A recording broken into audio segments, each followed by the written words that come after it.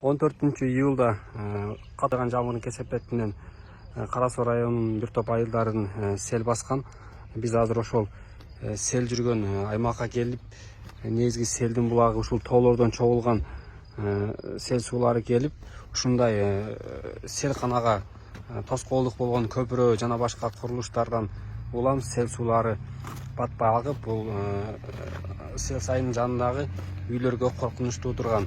Азыркы учурда өзгөчө кырдаалар министрлигинен атайын оор техникалар тартылып, бул жерде селдин нугун кеңейтүү жана тазалоо иштерин аткарууда.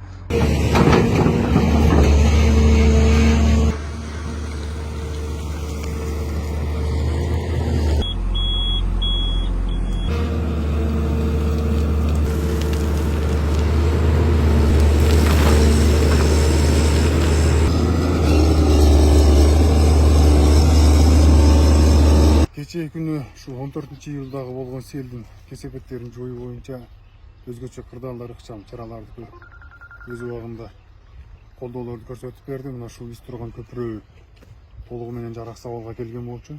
Мына сайдын нугунан ашып суу түшүп, ушу үйлөргө, турак жайларга бүт баарына кирип кеткен эле. Түнү менен таңкы сааттан баштап иш жүрдү. Бул жерде азыр МЧС тарабынан 4 спецтехника иштеп атат.